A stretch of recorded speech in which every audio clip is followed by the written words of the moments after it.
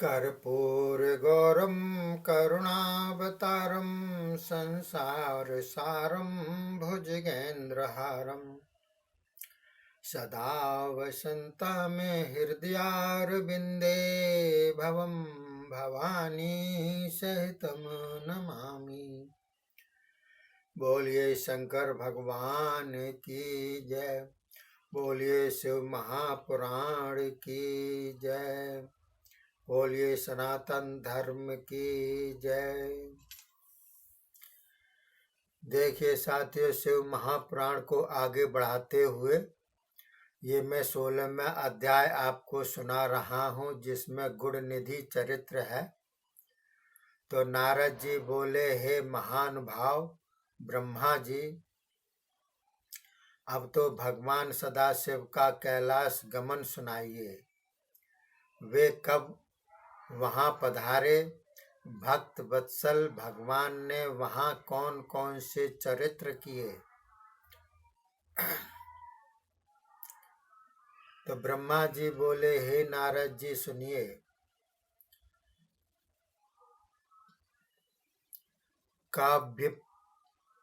काबल्य नगर में एक यज्ञदत्त नामक ब्राह्मण हुए हैं।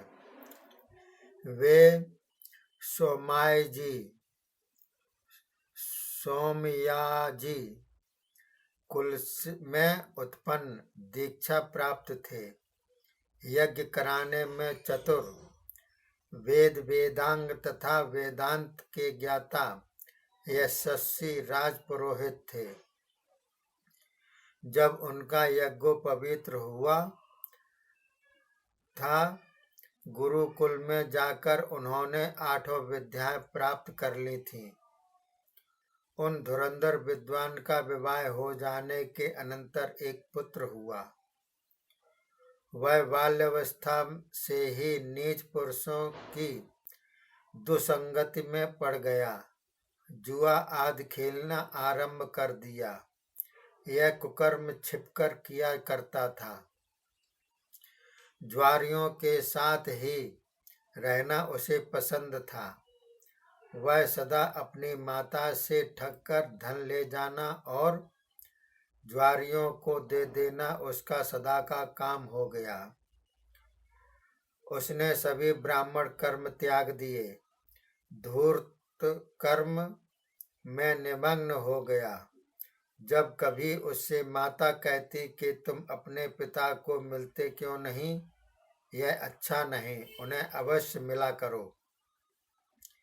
इस प्रकार बार बार कहने पर भी वह पिता के पास नहीं जाता था।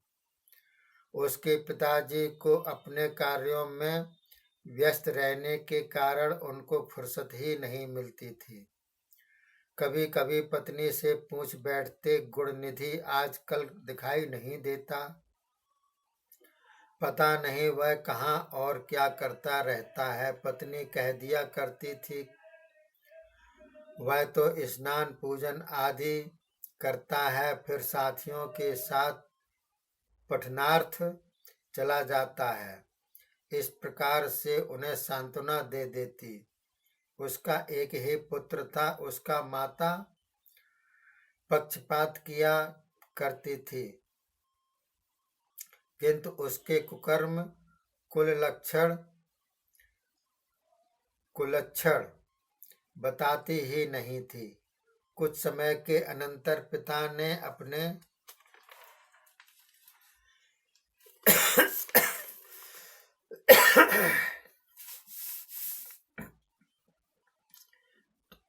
ने अपने पुत्र का विधि पूर्वक विवाह भी कर दिया।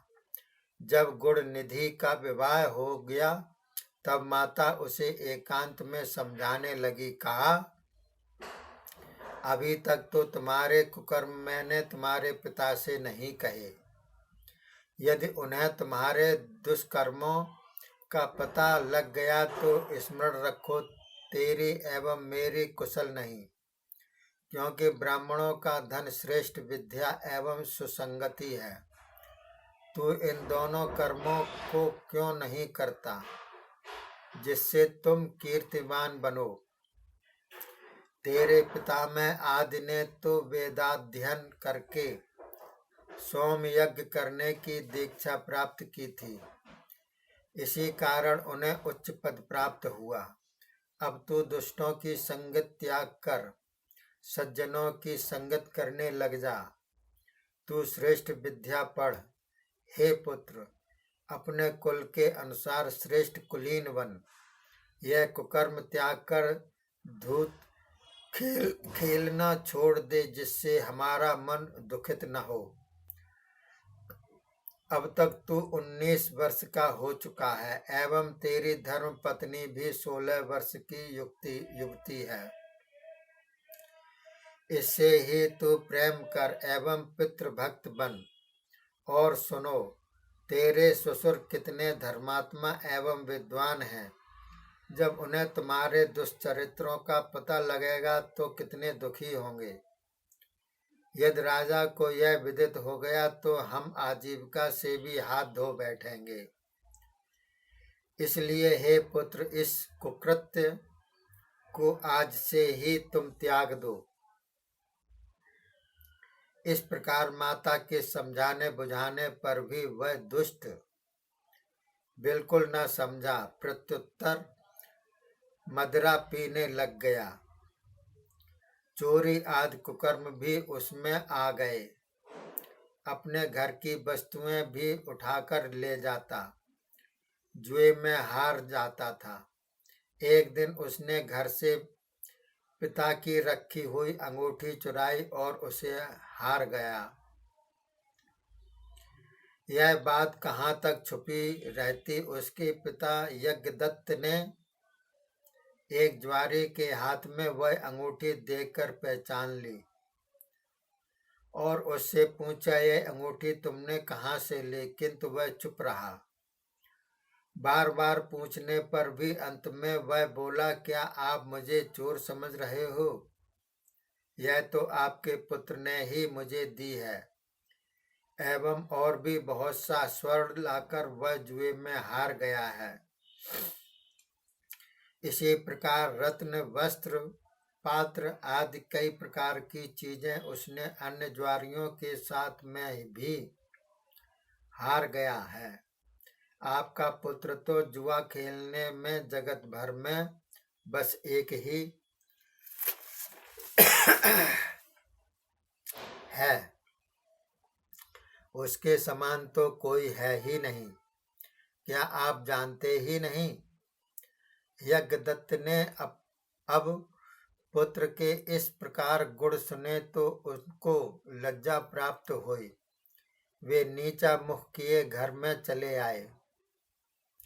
घर में पहुंचकर धर्मपत्नी से कहने लगे, दीक्षितायिनी जी, तुम्हारा वह मूर्ख एवं दुष्ट पुत्र कहाँ है? और दूसरा उपटन लगाते समय मेरे हाथ में से जो अंगूठी तुमने हंसी में छीन कर ले ली थी, उसे तो संभाल कर रखा होगा। भला वह कहाँ है? मुझे अभी ला कर दो। यह सुनकर दीक्षितायिनी डरकर बोली कि जब मैं स्नान करके मध्याह्न काल के कृत्यों में लगी हुई थी, कहीं अतिथि सत्कार का समय गुजर न जाए, इसी घबराहट में आकर मैंने वह अंगूठी किसी पात्र में रख छोड़ी थी। मुझे स्मरण नहीं वह कौन सा पात्र था। दीक्षित ने कहा, हे सत्यवादिनी, सुपुत्र की जन्मदाता, जब जब मैं गुणनिधि के विषय में पूछता रहा कि वह कहाँ गया है, तभी तभी तू कहती रही कि वह अपने सहपाठियों के साथ पढ़ने गया है। अब सत्य सत्य कह, जो जो मैंने स्वर्ण वस्त्र एवं पात्रादि दिए हैं वह से कहाँ हैं? अस्तु, अब विशेष क्या कहूँ? भला इसमें तेरा क्या दोष? इस प्रकार के कुपुत्र से तो हम निष्पुत्र रहते तो अच्छा था। इस तरह कुल को दोष न लगता। कुल कलंक पुत्र से तो अपुत्र रहना ही श्रेष्ठ कहा गया है। नीति भी यही कहती है। कुल रक्षा के लिए एक का त्याग कर देना ही उत्तम है। बोलिए शंकर भगवान की जय। ये अध्याय समाप्त हुआ। तो गुण निधि का क्या हुआ इसका आप अगले अध्याय में सुनेंगे कि गुण निधि का उद्धार कैसे हुआ। तब तक के लिए जय हिंद, जय भारत।